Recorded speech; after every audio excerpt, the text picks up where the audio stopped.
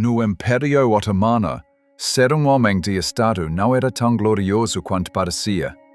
Grão-vizires e ministros estavam mais próximos do sultão, mas também corriam os maiores riscos. Um único erro, uma decisão equivocada, podia custar-lhes a vida. A famosa expressão "andar com a cabeça debaixo do braço" descrevia exatamente essa realidade. Altos funcionários viviam sob a ameaça constante de execução. Ao longo da história otomana, muitos vizires perderam a cabeça. Mas um deles teve um destino tão terrível que sua história virou lenda. Ele ficou conhecido como Mil Pedaços Ahmet Pasha. Ahmet Pasha nasceu em Istambul na década de 1590, filho de um sipahi, um soldado de cavalaria do exército otomano. Não recebeu uma educação especial, mas desde pequeno era reconhecido por sua escrita rápida e elegante. Esse talento abriu-lhe portas. Foi recrutado para o escritório de finanças, o Maliye Kalemi, responsável por impostos e pelo tesouro. Ali trabalhou por anos, aprendendo os mecanismos da burocracia imperial. Mas Ahmet não se contentava em ser apenas um funcionário. Era ambicioso e impaciente. Primeiro tornou-se tezkiresi, o oficial encarregado de preparar documentos para o sultão. Depois, pagando subornos, subiu ainda mais. A corrupção era comum no século XVII. E Ahmet sabia como usá-la a seu favor. Na década de 1640, o trono otomano era ocupado pelo sultão Ibrahim, lembrado pela história como Ibrahim o Louco. Instável e excêntrico, era conhecido por desejos estranhos e decisões perigosas.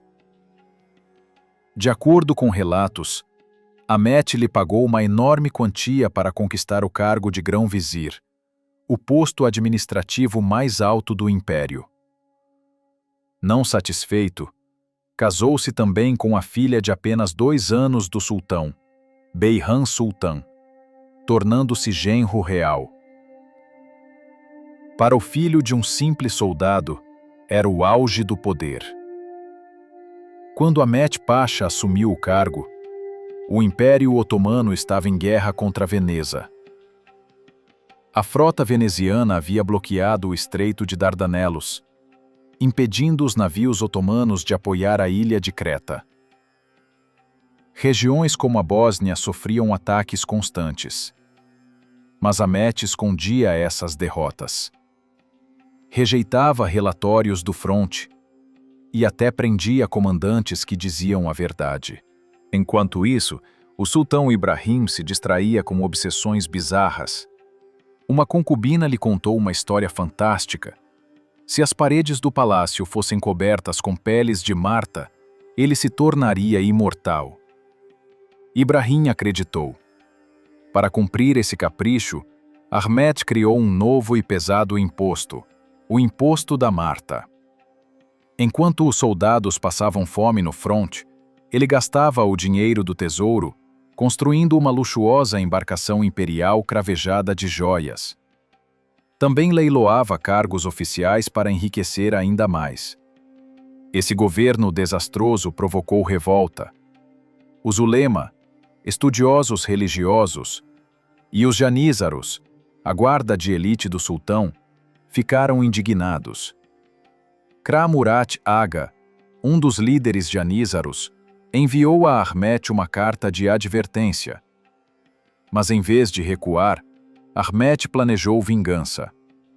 Convidou os chefes janízaros para o casamento de seu filho, com a intenção de emboscá-los e assassiná-los. O plano foi descoberto e eles escaparam. A partir daí, o conflito tornou-se inevitável. Os janízaros reuniram-se no pátio da mesquita de Fatih. Em sinal de rebelião, viraram seu imenso caldeirão de cozinha. um gesto tradicional que simbolizava a insurreição. Exigiram a cabeça de Ahmet Pasha. Mas o sultão Ibrahim, por afeto ao genro, recusou-se a entregá-lo. A crise saiu do controle. No fim, os janízaros invadiram o palácio, depuseram o sultão e o tiraram do trono. Ahmet Pasha ficou totalmente isolado. Disfarçado, tentou fugir pelas ruas de Istambul, batendo as portas de velhos conhecidos. Ninguém ousou ajudá-lo. Traído e abandonado, acabou capturado. Com a aprovação do Sheikhul Islam, a mais alta autoridade religiosa, foi executado. Normalmente sua história terminaria aí, mas o que aconteceu depois transformou seu destino em uma das páginas mais sombrias da história otomana. Seu corpo robusto foi despido e jogado no hipódromo, hoje conhecido como Praça Sultan Ahmet. Ali ocorreu uma cena horrível. Alguns janízaros e oportunistas exploraram a superstição popular. Acreditava-se que a gordura humana curava o reumatismo. Eles começaram a cortar o corpo em pedaços e a vender a carne por moedas. O povo comum, movido pelo medo e pela ignorância, comprava aquilo como remédio. Em poucas horas, o cadáver de Ahmet Pasha foi reduzido a um esqueleto. Desde então, ele ficou marcado por um apelido macabro, Hazarpare, que significa 1000 pedaços. Tinha passado de filho de um soldado a grão-vizir e genro real. Mas sua ambição e ganância não apenas derrubaram um sultão, como também o levaram a um dos finais mais assustadores da história otomana.